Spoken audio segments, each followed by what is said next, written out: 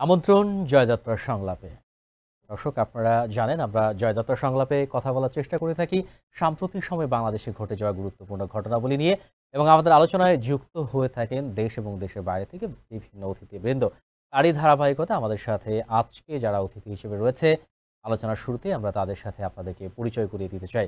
আজকে আমাদের সাথে অতিথি হিসেবে রয়েছেন মোহাম্মদ সবুজ শিকদার, বাংলাদেশ নৌযান শ্রমিক কর্মচারী ইউনিয়ন পরিষদের কেন্দ্রীয় কমিটির সাধারণ সম্পাদক, এবং সাউথ কোরিয়া থেকে রয়েছেন একজন প্রবাসী তাহমিদ হোসেন বেলেক। আমাদের সাথে আরও যুক্ত হবেন রাশেদুল হাসান রঞ্জন, যুগ্ম সাধারণ সম্পাদক, বাংলাদেশ জাতীয়তাবাদী দল বিএনপি সিরাজগঞ্জ জেলা শাখা, এবং আবুল কালাম আজাদ, অ্যাডভোকেট, সিনিয়র সহকারী জজ আদালত, পাইকগাছা, খুলনা। আমরা যেমনটি বলছিলাম, জয়যাত্রা সংলাপে আমরা কথা বলার চেষ্টা করে থাকি সাম্প্রতিক সময়ে বাংলাদেশের ঘটে যাওয়া গুরুত্বপূর্ণ ঘটনাবলী নিয়ে। আমাদের আলোচনায় দুজন অতিথি রয়েছেন এ পর্যন্ত। আমরা শুরুতেই যাচ্ছি সাউথ কোরিয়াতে, যেখানে রয়েছেন তাহমিদ হোসেন বেলেক, একজন প্রবাসী, সম্মানিত প্রবাসী। আপনারা জানেন বাংলাদেশের অর্থনীতিকে সচল রাখার জন্য যারা প্রতিনিয়ত আত্মীয় স্বজন, পরিবার পরিজন, বন্ধু বান্ধব সবাইকে ছেড়ে সেই প্রবাসে রয়েছেন, আজকে তাদেরই অবদানের জন্য, তাদের জন্যই কিন্তু এই করোনাকালীন সময়েও বাংলাদেশের রেকর্ড পরিমাণ রিজার্ভ জমা রয়েছে, যেটি নিঃসন্দেহে বাংলাদেশের অর্থনীতিকে এই সংকটকালীন সময় সচল রাখতে গুরুত্বপূর্ণ ভূমিকা রেখে চলেছে। আমরা তার সাথে আলোচনা করব সেই প্রবাসীদের সুখ দুঃখ বিভিন্ন বিষয় নিয়ে। আমরা শুরুতেই তার কাছে জানতে চাইব, এই যে আপনারা করোনাকালীন সময়ে প্রবাসে রয়েছেন, আপনি রয়েছেন সাউথ কোরিয়াতে, সেখানে বাংলাদেশের আরও অনেকেই রয়েছে। আমরা আপনার মাধ্যমে জানতে চাই, এবং আমাদের দেশে যারা আমাদের সাথে এই মুহূর্তে জয়যাত্রাকে দেখছেন তাদেরকেও জানাতে চাই যে প্রবাসী এবং বাংলাদেশি কমিউনিটির সর্বশেষ পরিস্থিতি। আসসালামু আলাইকুম। আমাদের টিভি যে আমাকে আবার যুক্ত হচ্ছেন আপনাদের এই অনুষ্ঠানে, আর বাংলাদেশে অথবা বিভিন্ন দেশ থেকে উন্নয়ন দেখছেন, আমার আন্তরিকভাবে শিক্ষা অভিনন্দন। তো আমাদের বাইরে বিভিন্ন দেশে আমরা আছি,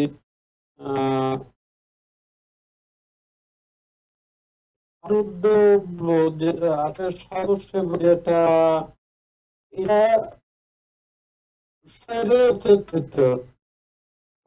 আমরা আপনার কথাগুলো স্পষ্টভাবে শুনতে পাচ্ছি না, অনেকটা কেটে কেটে আসছে। আপনি আপনি যদি আরেকটু, কি করবেন আমাকে? আমরা কথা বলার চেষ্টা করছি তাহমিদ হোসেন বেলেক, যিনি সাউথ কোরিয়া থেকে আমাদের সাথে যুক্ত হয়েছেন। যান্ত্রিক ত্রুটির কারণে আমরা তার সাথে এই মুহূর্তে কথা বলতে পারছি না। আমরা আবারও তার সাথে যুক্ত হব। আমরা এবারে যাচ্ছি যেখানে রয়েছেন মোহাম্মদ সবুজ শিকদার, বাংলাদেশ নৌযান শ্রমিক কর্মচারী ইউনিয়ন পরিষদের কেন্দ্রীয় কমিটির সাধারণ সম্পাদক। আপনি আমাদের সাথে রয়েছেন। আমরা যেমনটি বলার চেষ্টা করছিলাম, জয়যাত্রা সংলাপে আমরা সাম্প্রতিক সময়ে বাংলাদেশকে নিয়ে কথা বলার চেষ্টা করে থাকি। আপনি জানেন এই করোনাকালীন সময়ে প্রতিটি সেক্টরের মতো যারা শ্রমিক রয়েছেন বিভিন্ন সেক্টরে, তারাও কিন্তু সমস্যার সম্মুখীন হয়েছে। আমরা যেটি দেখেছি বিভিন্ন সময়ে যে বিভিন্ন শ্রমিক নেতারা কিন্তু যেখানে শ্রমিকদের পাশে থাকার কথা অনেক সময় অভিযোগ এসেছে যে তাদেরকে হয়তো সেই শ্রমিকদের পাশে পাওয়া যায়নি। বিশেষ করে আমরা যখন কথা বলছিলাম পরিবহন শ্রমিক সেক্টরকে নিয়ে, সেক্ষেত্রে এই অভিযোগটি ছিল। আপনি যেহেতু নৌযান শ্রমিক কর্মচারী ইউনিয়নের কেন্দ্রীয় কমিটির সাধারণ সম্পাদক, আমরা আপনার মাধ্যমে জানতে চাই যে নৌযান শ্রমিক যারা রয়েছে তাদের জন্য আপনার এই করোনাকালীন সময়ে আপনাদের ইউনিয়নের পক্ষ থেকে কি কি উদ্যোগ নিয়েছেন? ওয়ালাইকুম আসসালাম।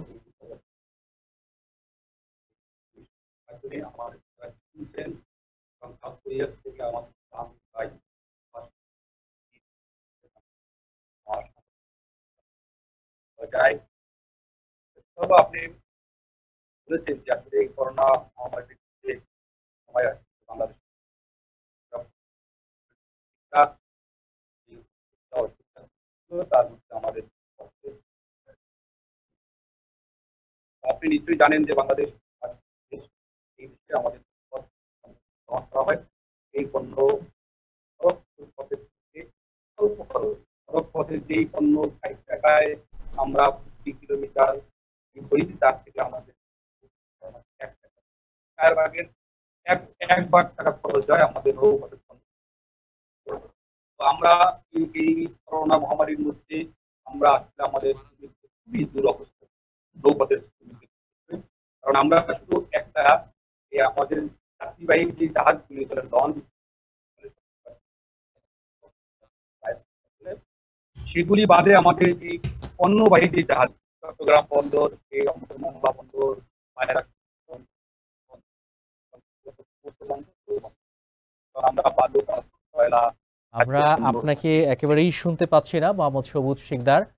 আমরা আপনার কথাগুলো একেবারেই শুনতে পাচ্ছি না, হয়তো যান্ত্রিক ত্রুটির কারণেই এমনটি হচ্ছে।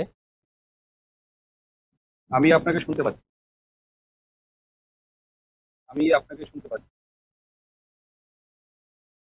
সুপ্রিয় দর্শক, আমরা কথা বলার চেষ্টা করছি মোহাম্মদ সবুজ শিকদার, বাংলাদেশ নৌযান শ্রমিক কর্মচারী ইউনিয়ন কেন্দ্রীয় কমিটির সাধারণ সম্পাদক।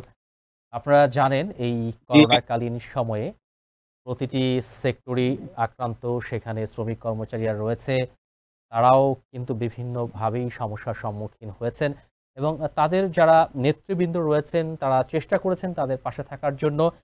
এবং আমরা শুরুতেই কথা বলার চেষ্টা করছিলাম তাহমিদ হোসেন বেলেক, যিনি সুদূর সাউথ কোরিয়া থেকে আমাদের সাথে যুক্ত হয়েছিলেন। আপনারা জানেন যে এই করোনাকালীন সময়ে একটি দেশের অর্থনীতিকে ঠিক রাখা অত্যন্ত গুরুত্বপূর্ণ এবং সেই অর্থনীতির চাকাকে কিন্তু সচল রাখার জন্য প্রতিনিয়ত দেশের জন্য কাজ করে যাচ্ছেন আমাদের সেই শ্রদ্ধেয় প্রবাসী ভাইয়েরা, যাদেরকে আমরা রেমিটেন্স যোদ্ধা হিসেবেই চিনে থাকি। আজকে তারা কিন্তু এই করোনাকালীন সময়ে পরিবার পরিজনকে ছেড়ে, আত্মীয় স্বজন, বন্ধু বান্ধবকে ছেড়ে কিন্তু তারা দেশের জন্য কাজ করে যাচ্ছেন। অনেকেই করোনা আক্রান্ত হয়েছেন এবং দুঃখজনকভাবে অনেকেও কিন্তু তাদের জীবন হারিয়েছেন এবং অনেকেই তাদের যে কর্মসংস্থান সেটিও তারা হারিয়েছেন এবং অনেকেই কিন্তু সেই দেশ থেকে বা তাদের যে কর্মক্ষেত্র রয়েছিল সেখান থেকে তারা দেশে ফিরে আসতে বাধ্য হয়েছেন। তবে সবচেয়ে আসার কথা হলো যে গণপ্রজাতন্ত্রী বাংলাদেশ সরকারের মাননীয় প্রধানমন্ত্রী ইতিমধ্যেই কিন্তু সেই সব প্রবাসী ভাই এবং যারা রেমিটেন্স যোদ্ধা রয়েছেন তাদের জন্য বিশেষ প্যাকেজও ঘোষণা করেছেন, যাদেরকে স্বল্প সুদে ঋণ দিয়ে তাদেরকে কর্মসংস্থান সৃষ্টির কথাও বলেছেন। আমরা আবারও যুক্ত হবার চেষ্টা করছি তাহমিদ হোসেন বেলেক তার সাথে, যিনি রয়েছেন সুদূর সাউথ কোরিয়া থেকে। আমরা আবারও কথা বলার চেষ্টা করছি তাহমিদ হোসেন বেলেক, যিনি আমাদের সাথে রয়েছেন সাউথ কোরিয়া থেকে। আমি আপনাদের শুনছি, আমি আপনাদের শুনছি। আমরা আপনাকে একেবারেই শুনতে পাচ্ছি না। আপনি যদি আপনার যে সাউন্ডের বা শব্দের যে বিষয়গুলো রয়েছে সেই বিষয়টি যে একটু খেয়াল করতেন, আমরা হয়তো যান্ত্রিক ত্রুটির কারণে আমরা আপনাকে শুনতে পাচ্ছি না।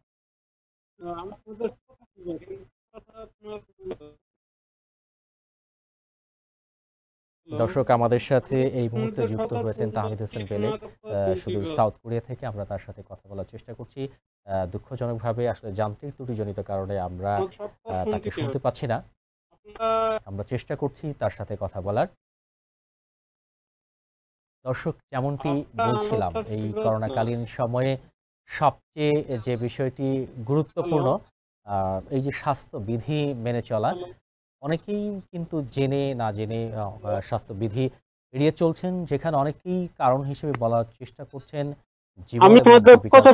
কিন্তু আমরা সকলেই জানি যে সর্বপ্রথম আমাদেরকে অবশ্যই নিজেকে সুরক্ষিত রাখতে হবে।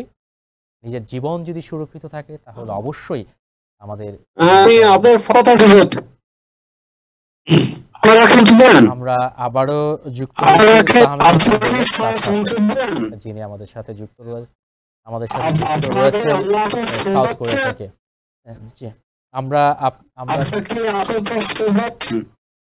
আমরা আবারও কথা বলার চেষ্টা করছি তাহমিদ হোসেন বেলেক তার সাথে। দর্শক, আমরা আবারও যাচ্ছি সাউথ কোরিয়াতে। তাহমিদ হোসেন বেলেক, আপনি আমাদের সাথে রয়েছেন। আমরা যেমনটি আপনার কাছে জানার চেষ্টা করছিলাম যে প্রবাসী এবং বাংলাদেশি কমিউনিটি যারা সাউথ কোরিয়াতে রয়েছেন তাদের সর্বশেষ পরিস্থিতি আর আপনার মাধ্যমে জানতে চাই। আপনি বলুন তাহমিদ হোসেন বেলেক।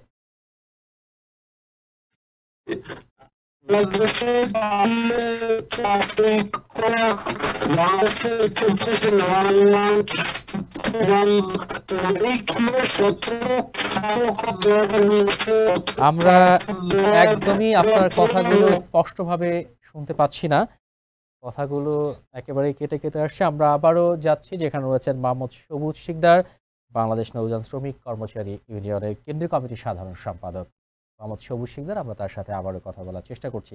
আমরা আপনার সাথে যেমনটি বলছিলাম যে আপনারা আপনাদের ইউনিয়নের পক্ষ থেকে এই করোনাকালীন সময়ে শ্রমিকদের জন্য কি কি উদ্যোগ নিয়েছেন, যেখানে পরিবহন বা অন্যান্য সেক্টরের শ্রমিকদের থেকে অভিযোগ রয়েছে যে তারা এই করোনাকালীন সময়ে, এই দুর্যোগকালীন সময়ে তাদের যে অভিভাবক তাদেরকে তারা পাশে পায়নি। এ ব্যাপারে আপনাদের কি অবস্থা সেটি আমরা জানতে চাচ্ছি। না, আমি আপনার মাধ্যমে আমি জানাতে চাচ্ছি যে আসলে এই করোনা মহামারীর সময়ে আমরা আসলে নৌপথে যারা কাজ করে থাকি, আপনি নিশ্চয়ই অবগত আছেন, আমরা কিন্তু অলরেডি একটি আইসোলেশনের মতোই জাহাজের ভিতরে আমরা ছিলাম, আমাদের জাহাজের শ্রমিকরা। আমাদের কষ্টের দিকটা হচ্ছে আমাদের সংগঠনের পক্ষ থেকে আসলে আমাদের সাধ্য অনুযায়ী আমরা চেষ্টা করেছি শ্রমিকদের পাশে দাঁড়ানোর জন্য। তো সেটা হলো সবচেয়ে যেটা বেদনার কথা, সেটা হলো আমাদের নৌপথের শ্রমিকরা আমরা স্বল্প খরচে কিন্তু এই মহামারী করোনার মধ্যেও আমরা বিভিন্ন পণ্যবাহী জাহাজগুলি, যেটা খাদ্যপণ্য বলেন এবং আমাদের সেই চট্টগ্রাম বন্দর যেখানে আমাদের বাইরের থেকে জাহাজগুলি আসে মোংলা বন্দরে, সেই জাহাজগুলি থেকে মাল খালাস করার জন্য আমরা কিন্তু একদিনের জন্য জাহাজগুলি বন্ধ রাখি নাই। আমরা চেষ্টা করেছি আমাদের দেশের এই দুর্যোগকালীন সময় যাতে আমাদের নৌপথটি সচল থাকে। আপনি যেটা জানতে চেয়েছিলেন যে আসলে আমরা শ্রমিকদের পাশে কিভাবে দাঁড়িয়েছি, এটা হলো আমরা আমাদের সংগঠনের পক্ষ থেকে আমাদের বিভিন্ন যে আঞ্চলিক শাখা কার্যালয়গুলি আছে আমাদের বাংলাদেশের বিভিন্ন নৌবন্দরে, আমরা সবাইকে বলেছি যে আর যতটুকু সমর্থ আছে তা নিয়ে শ্রমিকদের পাশে এই সময় দাঁড়ানোর জন্য। কিন্তু কষ্টের বিষয় হচ্ছে আমাদের শ্রমিকদেরকে ওই প্রথম টাইমটায় আমাদের কোনোভাবেই নদীর পাড়ে অনেকে নামতে দেয় না। ওই অঞ্চলের প্রশাসন এবং ওই অঞ্চলের লোকজন, আমরা বিভিন্ন বন্দরে একদম জাহাজের ভিতরে বন্দী অবস্থায় থাকতো আমাদের শ্রমিকরা। এমনকি আপনি শুনে অবশ্যই জানেন মনে হয় যে আমরা বাজারঘাট করার জন্য আমাদের যে নিত্য প্রয়োজনীয় বাজার লাগে, আমাদের এই দেশীয় প্রযুক্তির যে জাহাজগুলি নির্মাণ করা হয়েছে সেই জাহাজগুলির মধ্যে আসলে সিরিজের ব্যবস্থাও নেই। আমাদের দৈনিক বাজার দৈনিক করতে হয়। আমাদের শ্রমিকদেরকে কিনারে ওঠার জন্য আমাদের শ্রমিকরা অনেক কষ্ট করতে হয়েছে। এমনকি নৌকা দিয়ে যে কিনারে উঠবে সে ব্যবস্থাটুকু ছিল না। অনেক সময় আমাদের শ্রমিকরা বিভিন্ন বন্দরে সাঁতার কেটে তারপরে তারা কিনারে এসে বাজার ঘাট করেছে। এরকম একটি দুর্বিষহ জীবনযাপন আসলে আমরা করোনাকালীন সময় পার করেছি। এবং আমরা আমাদের আত্মীয় স্বজন, আমাদের শ্রমিকরা তাদের পরিবার পরিজন থেকে বিচ্ছিন্ন ছিল। শ্রমিকরা কখনো অসুস্থ হলেও তার নিকট আত্মীয়দেরকে তারা বাড়িতে গিয়ে দেখতে যেতে পারতো না, কারণ এক জেলা থেকে অন্য জেলায় তো মানুষ যাতায়াত নিষিদ্ধ ছিল। তো ওই সময়টা আমাদের শ্রমিকদেরকে আমাদের সংগঠনের পক্ষ থেকে আমরা সর্বাত্মক সহযোগিতা করেছি। কিন্তু সরকারের কাছ থেকে এবং আমাদের যে প্রাইভেট সেক্টরের যে সমস্ত জাহাজ মালিক, তাদের কাছ থেকে তুলনামূলকভাবে আসলে আমরা নৌপথের শ্রমিকরা কিছু পাইনি। আমরা ওরকম ভাবে কিছুই পাই না। কিন্তু মাননীয় প্রধানমন্ত্রী জননেত্রী শেখ হাসিনা এই নৌপথকে সমৃদ্ধশালী করার জন্য তিনি এই নৌ সেক্টরকে একটি উন্নত একটি সেক্টর করার জন্য তিনি আপ্রাণ চেষ্টা করে যাচ্ছেন। সবুজ শিকদার, আমরা আপনার কথা প্রসঙ্গে আরেকটি বিষয় নিয়ে কথা বলতে চাই। আপনি জানেন এই করোনাকালীন সময়ে স্বাস্থ্য বিধি মেনে চলা অত্যন্ত গুরুত্বপূর্ণ একটি বিষয়, কারণ আপনি জানেন নিজের সুরক্ষিত থাকলে নিজের পরিবার সুরক্ষিত থাকবে, অন্যথায় সকলেই কিন্তু বিপদের সম্মুখীন হতে পারে। সেক্ষেত্রে নৌযান শ্রমিকদের স্বাস্থ্য বিধি মানার ক্ষেত্রে বা তাদের স্বাস্থ্য সুরক্ষা এই করোনাকালীন সময়ে নিশ্চিত করার জন্য আপনারা কোনো উদ্যোগ নিয়েছেন কিনা? অবশ্যই আমরা উদ্যোগ নিয়েছি। আমরা আসলে সশরীরে অনেক সময় আমরা যখন ১-২ মাস পরে অবশ্যই আমরা সশরীরে জাহাজে গিয়ে শ্রমিকদেরকে সচেতন করার চেষ্টা করেছি। আমরা লিফলেট, আমরা সোশ্যাল মিডিয়ার মাধ্যমে আমরা লিফলেটিং করে শ্রমিকদের স্বাস্থ্যবিধি যাতে মেনে তারা চলে এবং স্বাস্থ্য সুরক্ষা থাকে। আরেকটি বিষয় আমি আগেও একটু উল্লেখ করেছিলাম যে আমরা জাহাজের ভিতরে আমাদের যেগুলি আমাদের চট্টগ্রাম থেকে নারায়ণগঞ্জ সহ বিভিন্ন বন্দর অতিক্রম করে, সেগুলির মধ্যে ১২ থেকে ১৪ জন শ্রমিক থাকে। আপনি জানেন, আর ছোট জাহাজগুলোর মধ্যে ৪ জন ৫ জন থাকে। তারা অবশ্য জাহাজ থেকে কিনারেই উঠতে পারে নাই এবং ওই সময় তারা ওই ৪-৫ জনই শুধু জাহাজের মধ্যে থাকে। আমরা একটা কোয়ারেন্টাইনের মধ্যে শ্রমিকরা সবসময় জীবন অতিবাহিত করি। আর আমরা আমাদের পক্ষ থেকে আমাদের সংগঠনের শ্রমিকদেরকে আমরা মোবাইলে টেলিফোনে তাদেরকে আমরা সবসময় স্বাস্থ্যবিধি মেনে যাতে চলে এবং লোকালয় যাতে তারা না উঠে, বাজারে যাতে না উঠে এবং তারা যাতে কোনোভাবেই মানুষজনের জনসমাগমের মধ্যে না আসে, সেজন্য আমরা তাদেরকে করেছি এবং আমরা নিজেরাও মাস্ক এবং সাবান তাদেরকে স্বাস্থ্য সুরক্ষা ধরে থাকে, সেজন্য আমরা আমাদের সংগঠনের পক্ষ থেকে তাদের বিতরণ। প্রথম সময়টা তো আমাদের শ্রমিকদের কাছে যেতে পারি না, কিন্তু মর্মান্তিক বিষয় হলো এই করোনাকালীন সময় আমরা যারা এই আমাদের সেক্টরের শ্রমিকরা জীবনের ঝুঁকি নিয়ে যারা আমরা এই সচেতন দেখেছি, আমরা আত্মীয় স্বজন থেকে দূরে থেকে আমাদের শ্রমিকরা এমন হয়েছে আত্মীয় নিকট আত্মীয় মারা গিয়েছে কিন্তু সে বাড়িতে যেতে পারে নাই, কারণ তার ওই বাড়িতে যেতে গেলেই বিশেষ করে নারায়ণগঞ্জ আমাদের একটি ডেঞ্জার জোন ছিল, আপনি নিশ্চয়ই জানেন। এখানে অনেক নৌবন্দরে এখানে শত শত জাহাজ, এখানে অসংখ্য জলাকাভরি ওনার পারে 3 ফ্যাক্টরি আছে, এখানে সবসময় 200-400 জাহাজ সেই জলাকা মেঘনাতে থাকে। তো আমরা শ্রমিকরা ঢুকতে পারি নাই, কিনারে উঠতে পারি না বাজার করার জন্য। আমরা আমাদের সংগঠনের পক্ষ থেকে চেষ্টা করেছি এবং আমরা সরকার বাহাদুরের কাছে আমরা অনেকবার আবেদন করেছি, আমাদের বিআইডব্লিউটিএ আমাদের আমরা বলেছি আমাদের শ্রমিকদেরকে কিছু সহযোগিতা করার জন্য, কিন্তু তুলনামূলকভাবে আমরা ওইভাবে কোনো সহযোগিতা আমরা সরকারি ভাবে আমাদের শ্রমিকরা পাই না। কিন্তু পেয়েছি যেটা হলো আমাদের এই মালিকরা, আমাদের সেক্টরে যারা নৌযান মালিক, সম্মানিত মালিক, তারা আমাদের এই করোনার অজুহাতের কারণে আমাদের বহু শ্রমিকদের বকেয়া বেতন পর্যন্ত তারা দেয়নি এবং করোনাকে কোনো সহযোগিতা করেই নেয়। আমরা চেষ্টা করেছিলাম বিভিন্ন মালিক সমিতি নেতৃবৃন্দের সাথে যোগাযোগ করা, কিন্তু তারা কোনোভাবে আমাদের শ্রমিকদেরকে তারা সহযোগিতা করেনি।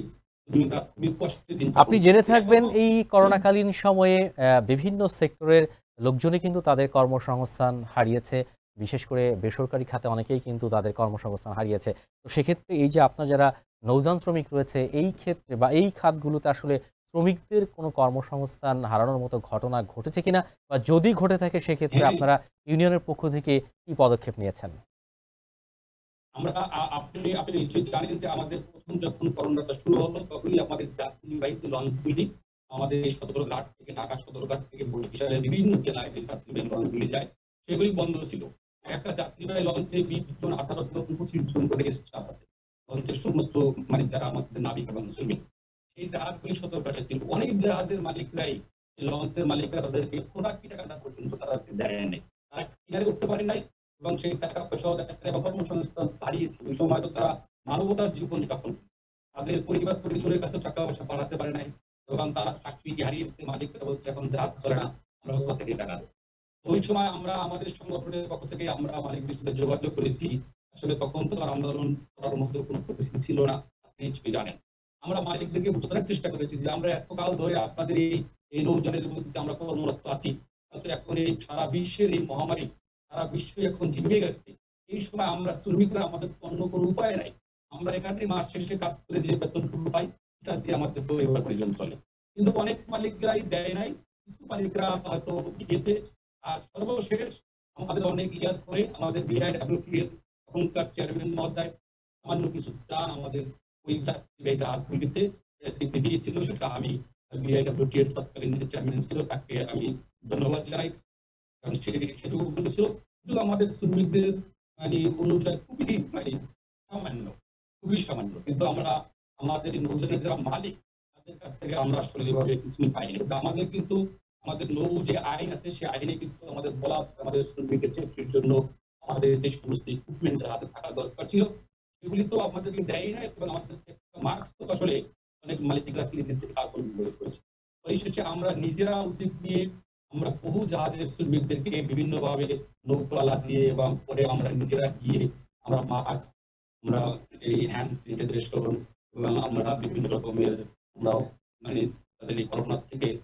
মোহাম্মদ সবুজ শিকদার, আপনি যেমনটি বলছিলেন এই যে করোনাকালীন সময়ে আপনারা বিভিন্নভাবে যে সরকারি যে সহযোগিতা বা বেসরকারি সহযোগিতা বলেন, পাশাপাশি যারা জনপ্রতিনিধি রয়েছে, বিশেষ করে আপনি নারায়ণগঞ্জ থেকে আমাদের সাথে রয়েছেন, সেখানে বিভিন্ন শ্রেণী পেশার বিভিন্ন সেক্টরের শ্রমিক রয়েছে এবং সেখানে কিন্তু সংসদ সদস্যরা রয়েছেন, আরও বিভিন্ন স্থানীয় জনপ্রতিনিধি রয়েছেন।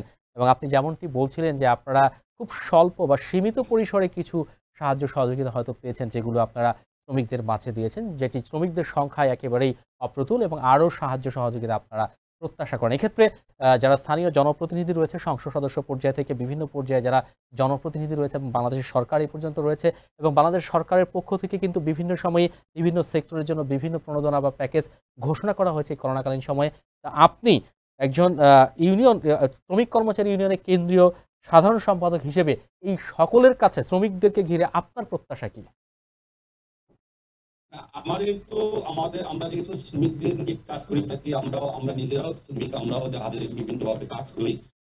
আমাদের প্রত্যাশা হচ্ছে জনপ্রতিনিধি এবং সরকারের কাছে যে বাংলাদেশ নদীমাতৃক দেশ, আপনারা নিশ্চয়ই জানেন, এবং এই নৌপথ বাংলাদেশের জন্য মাননীয় প্রধানমন্ত্রী বলেছেন যে নৌপথ একটি সম্পদ। কারণ এই নৌপথ দিয়ে আমাদের হাজার হাজার নৌযান চলাচল করে এবং বিভিন্ন বন্দর থেকে, আমি সময় আপনার ইয়েতে কম, তারপর আমি বলে রাখি আমাদের একটি জাহাজে প্রায় 5 থেকে 700 ট্রাক মাল নিয়ে আমাদের চট্টগ্রাম থেকে নারায়ণগঞ্জের কথা আমি বলি, নারায়ণগঞ্জে ঘাটে আসে। যদি আমাদের এই নৌপথে একটি জাহাজে এই 500 ট্রাক মাল নিয়ে যদি নারায়ণগঞ্জে আসে, যদি এই জাহাজটা না আসতো, যদি 500 ট্রাক সকালবেলা যদি চট্টগ্রাম বন্দর থেকে ঢাকার উদ্দেশ্যে ছেড়ে দেওয়া হতো, তাহলে আপনার সড়ক পথের অবস্থাটা কি দাঁড়াতো আপনি একটু সেটা আপনি একটু উপলব্ধি করতে পারেন।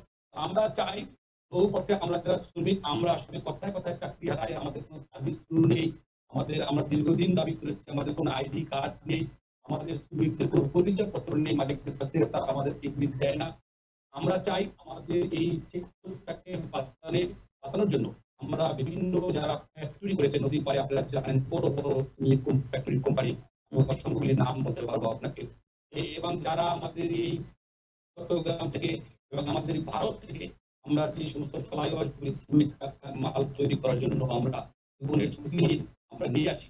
এবং আপনি আরেকটি কথা আমি আপনাকে বলি, আমাদের দুঃখের কথাই, ভারতে আমরা যে জাহাজগুলি আমাদের যায় সেগুলি এই করোনার সময় এমন অবস্থা হয়েছে, এমনিতে তারা আমাদের নদীর পাড়ে নামতেই দেয় না। ভারতের আমাদের শ্রমিকরা গেলে আমাদের কোনো পোর্ট ভিসা নেই, আমাদের দোকানে কোনো নদীর পাড়ে নামার কোনো ব্যবস্থা নেই, এবং যতটুকু ছিল আমাদের ওই পণ্যের এজেন্টদের মাধ্যমে আমাদের কিছু নৌকা দিয়ে একটু সামান্য বাজারঘাট করে সেটিও তারা বন্ধ করে দিয়েছে। এবং অসুস্থ হয়েছে আমার এক জাহাজের মাস্টার, সেখানে তাকে চিকিৎসা বন্ধ করতে পারি না, তাকে আমরা খুলনাতে এনে যখন হসপিটালে আমরা ভর্তি করাই, 8 দিন পরে তখন সে 1 দিন পরেই এই খুলনা হসপিটালে সে জাহাজের মাস্টার মারা যায়। মোহাম্মদ সবুজ শিকদার, আপনি আমাদের সাথেই থাকুন, আমরা আবারও আপনার কাছে আসব। আমরা আবারও কথা বলার চেষ্টা করছি তাহমিদ হোসেন বেলেগ, যিনি রয়েছেন সাউথ কোরিয়াতে। আমরা এই মুহূর্তে আবারও কথা বলার চেষ্টা করছি তাহমিদ হোসেন বেলেগ তার সাথে। আমরা আবারও কথা বলার চেষ্টা করছি তাহমিদ হোসেন বেলেগ, যিনি সাউথ কোরিয়া থেকে যুক্ত হয়েছেন। আমরা যেমনটি আপনার কাছে জানতে চাচ্ছিলাম বাংলাদেশ কমিউনিটি প্রসঙ্গে এবং করোনাকালীন সময়ে সেখানকার পরিস্থিতি সম্পর্কে, আপনি বলুন। এটা এখানে জনসচেতন পদ্ধতি মানুষ তো এক বাংলাদেশে আমরা অনেক চেষ্টা করতে, কিন্তু পাবলিক এর সমস্যা আমরা অত্যন্ত আন্তরিকভাবে দুঃখ প্রকাশ করছি। আমরা আবারও আপনার সাথে পরিষ্কারভাবে কথা বলতে ব্যর্থ যান্ত্রিক ত্রুটির কারণে। আমরা আবারও চেষ্টা করব ভবিষ্যতে আপনার সাথে যুক্ত হওয়ার জন্য। দর্শক, আমরা আবারও যাচ্ছি মোহাম্মদ সবুজ শিকদার তার কাছে, যেখানে আমরা কথা বলছিলাম মোহাম্মদ সবুজ শিকদারের সাথে যে শ্রমিকদেরকে নিয়ে, যে শ্রমিকদের যে সুবিধা অসুবিধাগুলো রয়েছে এবং তারা করোনাকালীন সময়ে যে সমস্যাগুলো মোকাবেলা করছেন। এবং আপনি যেমনটি বলছিলেন সবুজ শিকদার, যে আপনারা এই যে এই সেক্টরতে কাজ করেন, আপনাদের কোনো আইডি কার্ড নেই, আপনাদের কোনো পরিচয়পত্র নেই, সেক্ষেত্রে এটি কেন নেই? মানে আপনাদেরকে আইনি বাধ্যবাধকতার কারণে বা আইনি প্রক্রিয়াগত কারণে আপনারা পাচ্ছেন না, নাকি কোনো পক্ষের স্বেচ্ছাচারিতার কারণে আপনারা পাচ্ছেন না? আপনার কাছে কি মনে হয়? আমি আসলে ব্যক্তিগত করতে বলতে চাই, আমি প্রথম আপনার ওই কথাটা উত্তর দিতে পারছিলাম না যে আমরা আসলে প্রত্যাশাটা কি করি। আমরা আসলে আমরা যেখানে কাজ করি আপনারা নিশ্চয়ই জানেন যে আমরা বিভিন্ন জেলা থেকে এসে আমরা বিভিন্ন জেলার মানুষ, বাংলাদেশের বিভিন্ন জেলার মানুষ আমরা কাজ করি। আমরা যখন এই জেলায় অবস্থান করি তখন আসলে ওই এলাকার জনপ্রতিনিধি বললেন, এমপি সাহেবরা বললেন এবং যারা থাকে তাদের সাথে আসলে আমাদের সুবিধাভাবে যোগাযোগ করা সম্ভব হয় না। আমরা তো ওই এলাকার ভোটারও না, ওই এলাকার স্থানীয় বাসিন্দাও থাকি, আমরা যাদের সর্বক্ষণ থাকি। সেই জন্য আসলে তারা অবশ্য পজিটিভ থাকে, আমাদের শ্রমিকদেরকে কিনে ঢুকলে তাদের লোকজনের সাথে দেখা হয়, তারা ওরকম সম্মান করে ইয়ে করে। সেটা সেই জন্য আমরা ওই অঞ্চলে আমাদের নারায়ণগঞ্জ অঞ্চলের মাননীয় এমপি সাহেব সহ আমাদের যারা প্রতিনিধি আছে তাদেরকে আমরা ধন্যবাদ জানাই, তারা ওই সাপোর্টটা আমাদেরকে করে। আসলে আমরা এই এলাকায় তো বাসা বাড়ি নিয়ে থাকি না, যার কারণে আমাদেরকে আসলে ওই রকম সাপোর্টটা দিতে পারে না। এটা দেয় হচ্ছে আমাদের জাহাজের মালিকরা। তো আমি মনে করি আমরা দীর্ঘদিন যাবৎ আন্দোলন করছি আমাদের শ্রমিকদের মৃত্যুকালের ক্ষতিপূরণ, এই সার্ভিস বুক, আমাদের শ্রমিকদের আইডি কার্ড, আমাদের শ্রমিকরা কোন বিপদ আপদে পড়লে সেখানে সহযোগিতা, আমাদের চিকিৎসা, এগুলি আমরা দাবি করে আসছি। কিন্তু আসলে আমাদের শ্রমিকদের থেকে আমাদের জাহাজের মালিকরা অনেক শক্তিশালী এবং তাদের সংগঠনগুলি অনেক শক্তিশালী সংগঠন। তারা আসলে আমাদের এই লঞ্চ মালিক বলেন, তারা ওই সতর্কতাকে অবস্থান করে, এখানে আমাদের বিভিন্ন জনপ্রতিনিধিদেরও এই জাহাজগুলি আছে। কিন্তু আসলে আমাদের শ্রমিকদের তো আত্মনাট থাকে। আর যখন আমরা 5 বছর পরে পরে একটি গেজেট পাই, আমরা জানেন 2016 সালে মাননীয় প্রধানমন্ত্রী আমাদের শ্রমিকদেরকে 100% মজুরি বৃদ্ধি করে একটি গেজেট করে দিয়েছিল। কিন্তু তার বাইরে আমাদের যে সমস্ত দাবি দাওয়াগুলি ছিল সেগুলি আসলে মালিকদের সচেতনতার কারণেই আসলে আমরা পাই না। মালিকরা আসলে বেশি শক্তি ব্যবহার করে এবং ওই মিটিং এ যখন আমরা বসি বিভিন্ন মন্ত্রণালয়ের প্রতিনিধিবৃন্দ থাকে, অন্য সব মন্ত্রী মহোদয়রাও থাকে, তখন আসলে বলে যে ঠিক আছে এগুলি পরে দেখা যাবে, আইনে থাকে। যেরকম আমরা আপনি জানেন যে আমাদের এই খাদ্য ভাতা এখন সারা দেশের শ্রমিকদের একটা দাবি, যে পৃথিবীর সব দেশের শ্রমিকদের, নৌপথের শ্রমিকদের, নাবিকদের খাদ্য মালিক বহন করে, শুধু আমাদের বাংলাদেশের মালিকরা আমাদের এই খাদ্য ভাতা দিতে তাদের অনীহা। এই খাদ্য ভাতাটা মীমাংসিত, আমাদের মাননীয় শ্রমমন্ত্রী মহোদয় বলে দিয়েছেন এবং আমাদের সাথে চুক্তি হয়েছে যে খাদ্য ভাতা মালিকরা বহন করবে, কিন্তু তারা এগুলি দেয় না। আমরা যখন একটি আন্দোলনের মুখে যাই তখনই তারা আমাদের নানান অজুহাত দিয়ে কোর্টে রিট করে দেয়, নয়তো আমাদেরকে নানান ভাবে সবুজ শিকদার, আপনি যেমনটি বলছিলেন আপনার আলোচনার মধ্যে যে শ্রমিক পক্ষের চেয়ে মালিক পক্ষের যে সংগঠন সেটি অনেক শক্তিশালী, কিন্তু আপনি জানেন যে আইন বলে একটি বিষয় রয়েছে এবং এই যে নৌযান যে শ্রমিক কর্মচারী ইউনিয়ন রয়েছে, আপনি জানেন যে এখানেও কিন্তু একটি কর্তৃপক্ষ রয়েছে, নৌ মন্ত্রণালয় রয়েছে এবং নৌযান যে সেক্টরটি রয়েছে, অভ্যন্তরীণ নৌযান কর্তৃপক্ষ রয়েছে। আপনাদের এই যে দাবি দেওয়ারগুলো বিষয়, যে আপনারা প্রতিনিয়ত অবহেলার শিকার হচ্ছেন, বঞ্চিতের শিকার হচ্ছেন, বঞ্চনার শিকার হচ্ছেন, তো সেক্ষেত্রে আপনারা যথাযথ কর্তৃপক্ষের সাথে কখনো যোগাযোগ করেছেন কিনা বা তাদের কাছ থেকে আপনারা কি ধরনের প্রতিক্রিয়া পেয়েছেন? আমরা তো আসলে আমাদের কাজটাই হচ্ছে মানব নৌ পরিবহন মন্ত্রণালয়ের অধীনে। আপনি জানেন যে আমাদের অভ্যন্তরীণ নৌ পরিবহন কর্তৃপক্ষ বিআইডব্লিউটিএ তারা নদীতে আমাদের এই বিভিন্ন রকমের কর্মকাণ্ড করে থাকে এবং নৌ পরিবহন অধিদপ্তর নামে একটি সংস্থা আমাদের এই নৌ পরিবহন মন্ত্রণালয়ের অধীনে আছে। মূলত আমরা প্রাইভেট সেক্টরের শ্রমিকরা এই দুইটি সংস্থার সাথেই আসলে আমাদের সম্পর্ক। আপনি জানেন যে আমরা 12 তারিখে নারায়ণগঞ্জে আমাদের শ্রমিকরা বিভিন্ন দাবিতে একটি মানববন্ধন আমরা করেছি এবং শুধু মানববন্ধনই করি না, আমরা বিভিন্নভাবে চিঠিপত্র দিই, আমাদের ফেডারেশনের মাধ্যমে আমরা মন্ত্রী মহোদয়কে জানাই, আমরা বিভিন্ন রকমের স্মারকলিপি দিই, আমরা নিজেরা গিয়ে তাদের সাথে কথা বলি। এই যে কিছুক্ষণ আগে বললাম যে বিআইডব্লিউটিএ চেয়ারম্যান মহোদয় সামান্য আমাদের এই যে লঞ্চের শ্রমিকদেরকে সদর ঘাটে, যেহেতু আপনারা জানেন যে অসংখ্য সেখানে লেবার থাকে, ঘাটে কাজ করে সেই কুমিরা এবং আমাদের লঞ্চের শ্রমিকদেরকে আমরা অনেক বলার পরে তারা আমাদের এই সামান্য কিছু দিয়েছে। আমাদের আর্থিক থাকে তাদের সাথে, আমরা সব সময় তাদের সাথে যোগাযোগ রাখি। আমরা মালিকদেরকে বলি, ওখানে আমরা যাই, আমাদের এই ছোট্ট পরিসরে তো কথা বলে শেষ করা যাবে না। আমাদের ডিজি শিপিং এর আমাদের নৌ পরিবহন দপ্তর যেটা এখন হয়েছে নতুন, আগে এটা সমুদ্র পরিবহন দপ্তর ছিল, এটা আমাদের মাননীয় প্রধানমন্ত্রী শেখ হাসিনা আসার পরে আলাদা করে নৌ পরিবহন দপ্তর নামে ঘোষণা করেছে।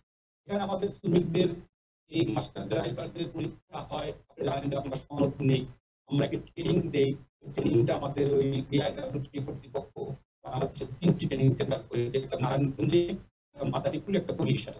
তো আসলে তাদের কাছ থেকে আমাদের এই সমস্ত আত্মনাদগুলি থাকে, দাবি দেওয়াগুলি থাকে।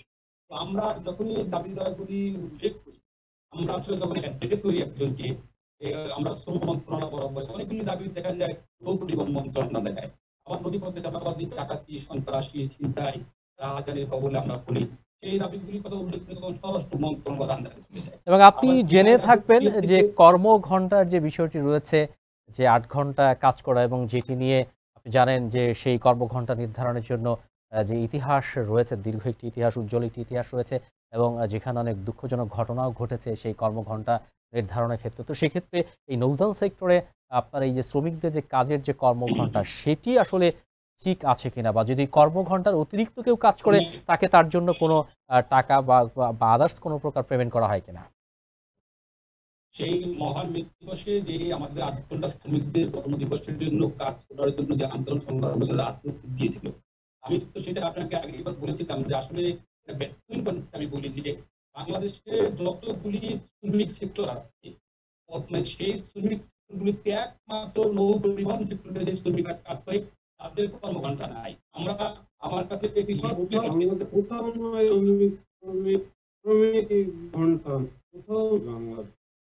আমরা কথা বলার চেষ্টা করছি মোহাম্মদ সবুজ শিকদার তার সাথে।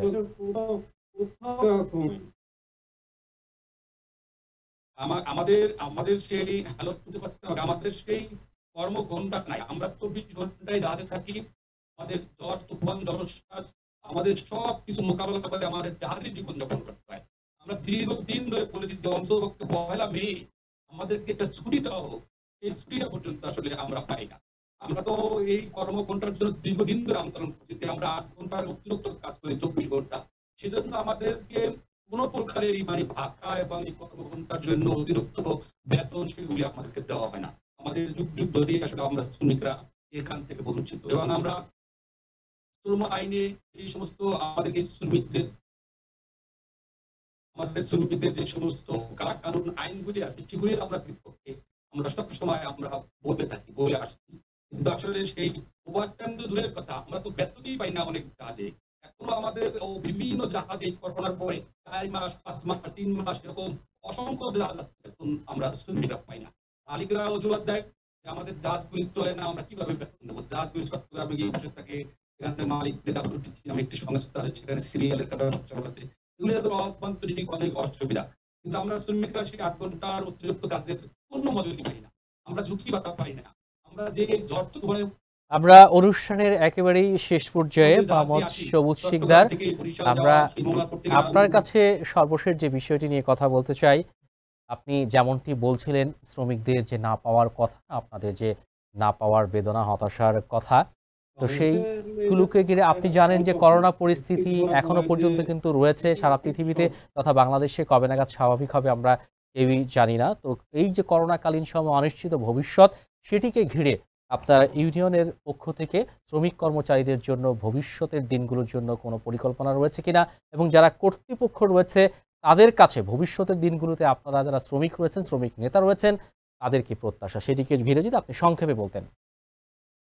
আমার প্রত্যাশা হচ্ছে, আমি শ্রমিক ভাইদেরকে আপনার মাধ্যমে আমি বলতে চাই যে আমাদের নৌপথে কাজ করে অবশ্যই আপনার নিজের সেফটি স্বাস্থ্যবিধি আপনি মেনে চলাচল করবেন। কারণ আপনি জীবনটাকে বাঁচাতে হবে আগে।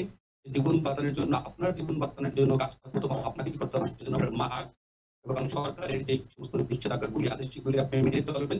এবং আমরা কর্তৃপক্ষের কাছে অনুরোধ করবো, পাকিস্তানে যা হয়ে গিয়েছে, মালিক যারা আমাদের সম্মানিত মালিক আছেন, আমরা জীবন বাঁচিয়ে কাজ করি, আপনারা আমাদের দিকে লক্ষ্য রাখবেন, আমাদের পরিবার পরিজনের দিকে লক্ষ্য রাখবেন। আমরা চাচ্ছি আমরা কাজ করি, যদি শ্রমিকরা আমাদের কোনো প্রযোজনা যদি আপনাদেরকে নাও দেন, আমরা যে কাজ করি সেই কাজের শ্রমিকটুকু আমাদের মজুরিটুকু মাস শেষে যাতে আমরা পাই, সেই জন্য আমাদের মালিক কর্তৃপক্ষ আমাদের দিকে সচেষ্ট থাকে। এবং সরকারের কাছে অনুরোধ যে নদী খনন সহ আমাদের শ্রমিকদের চলাচল করার জন্য যেই নদী পক্ষে বিভিন্ন জায়গায় সন্ত্রাস চাঁদাবাজি এবং জুলুম নির্যাতনের শিকার হই, সেগুলিকে যাতে আমরা না হই, সেইটাই আমার। জি, আপনাকে অসংখ্য ধন্যবাদ মোহাম্মদ সবুজ শিকদার। সুপ্রিয় দর্শক, আপনারা দেখছিলেন জয়যাত্রা টেলিভিশনের নিয়মিত আয়োজন জয়যাত্রা সংলাপ। সময়ের স্বল্পতার কারণে আমাদেরকে আজকের মতো এখানেই বিদায় নিতে হচ্ছে। যাবার আগে ধন্যবাদ জানাতে চাই আমাদের সাথে যে দুজন অতিথি আজকে যুক্ত ছিলেন, মোহাম্মদ সবুজ শিকদার, বাংলাদেশ নৌযান শ্রমিক কর্মচারী ইউনিয়ন কেন্দ্রীয় কমিটির সাধারণ সম্পাদক, এবং তাহমিদ হোসেন বেলেক শুধু সাউথ কোরিয়া থেকে। দর্শক, যেমনটি বলছিলেন মোহাম্মদ সবুজ শিকদার, আমরাও তার সাথে একমত হয়ে জয়যাত্রা পরিবারের পক্ষ থেকে বিনীতভাবে আবেদন রাখতে চাই যথাযথ কর্তৃপক্ষের কাছে, যারা শ্রমিক ভাইরা রয়েছেন আজকে তাদের ঘামে তাদের পরিশ্রমই কিন্তু বাংলাদেশের অর্থনীতি সচল রয়েছে। অবশ্যই তাদের পাওনা, আপনারা যে যেখানে রয়েছেন সেখান থেকে তাদের পাওনা অবশ্যই যথাসময়ে এবং যথাযথভাবে পরিশোধ করবেন, এবং তাদের যে অধিকার রয়েছে, ন্যায্য অধিকার রয়েছে, সে বিষয়টি আপনারা সচেতনভাবে ভাববেন। এবং যারা কর্তৃপক্ষ রয়েছেন এই করোনাকালীন সময়ে তারা যে সমস্ত সাহায্য সহযোগিতার কথা বলেছেন, আশা করি আপনারা সেটি সুবিবেচনাপ্রসূত ভেবে দেখবেন। এই প্রত্যাশায় আবারও বিনীতভাবে সকলের কাছে অনুরোধ, নিজেকে সুরক্ষিত রেখে নিজের পরিবারকে সুরক্ষিত রেখে চলবেন, এই প্রত্যাশায় আজকের মতো এখানে বিদায়। আল্লাহ।